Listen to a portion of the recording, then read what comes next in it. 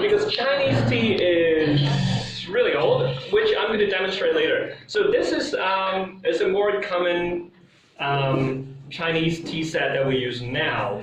And what I'm going to show you later, this one. This is actually Japanese matcha. Have you guys ever heard of matcha before? Yeah. Yeah, okay. Matcha, yes, it's Japanese, and you don't find that in China anymore. But the thing is, this is actually how we make tea 1,000 years ago. But around the Ming Dynasty, you can see that's around 800 years ago, the culture in China changed. Before it was really fancy, the tea is reserved for the elite, for the rich people. But then in the Ming Dynasty, where the emperor is actually, he was a nobody, he was like a lower class. But then there was a revolution, and he became the emperor, and the whole culture changed a lot at that point. So before, tea used to be really fancy. There's like they grind it in powder, and there's a lot of different ceremonies. We don't do that anymore since Ming Dynasty, but in Japan it's preserved. Yeah. And that's the matcha that I'm going to show you later. And it's actually from China, but we don't do that anymore, so it's sort of forgotten. And now this is the ceremony we do probably starting from Ming Dynasty. So what you do, so you have this kind of set. Okay, I can explain a little about the instruments. So these two are for cleaning the pot. But since my pot is really small, I don't need those.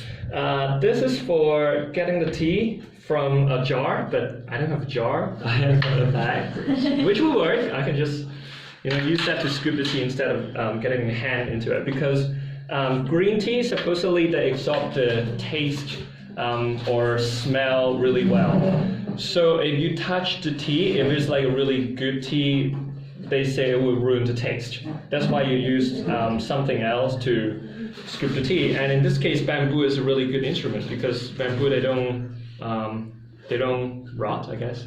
So yeah, a lot of the instrument they use for some chopsticks are also made of bamboo. So what I'll do now, before we make the tea, we'll actually wash it first with hot water. So just do that. Oh. Yeah, it's supposed to be like that. It's supposed to have like a pot, Chinese. but I don't have that, so I'm using this instead.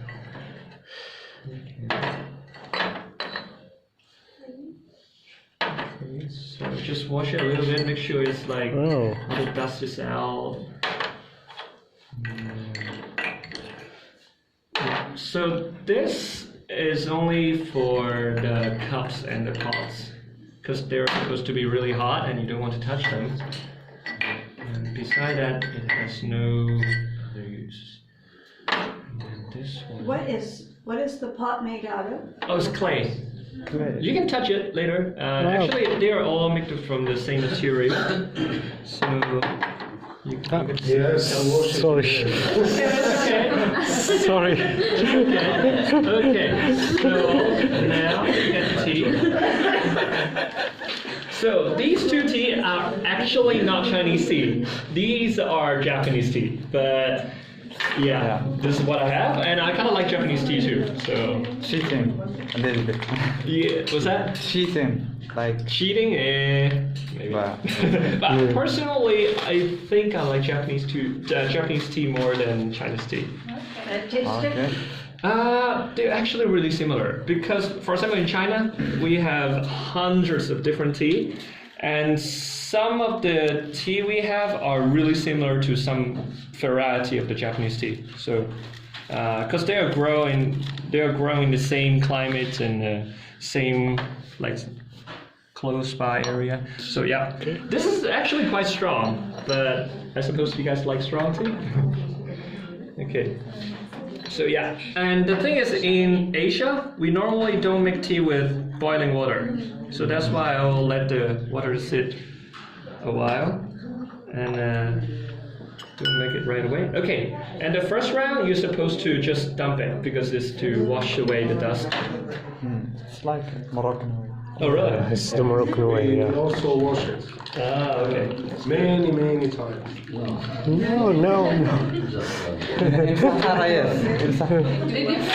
It depends on the kind of quality. Yeah. Sometimes you get All right. So now just let it sit for 2 minutes, and then I talk. Okay. So tea in Asia, especially in East Asia, like China, Korea, and Japan, normally are not very strong. So what it means is that the tea, the more expensive the tea is, the more delicate it is. So for example, this tea is not the most, like not the best top grade tea. So that's why you boil, you make it with around 90 to 95 degrees, but still not boiling.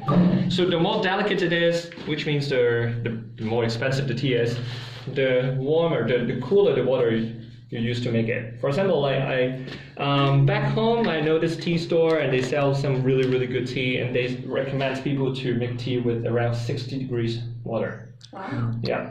So So do you usually boil that? Can you boil it like? boil it? No. Okay, there are certain types. Like as in you put the tea and then you boil the water. Not really. There are certain type of tea we do that, but they are not green tea. Definitely not green tea. For example, like in China, herb tea is really we use it. Okay, how do I explain that? Have you guys heard of Chinese medicine? Yes. Yeah. Okay. So basically, a lot like thousands of different herbs, and there's combinations of, different herbs, and they have different functions. Some cure your like throat, and some help your headache and things like that.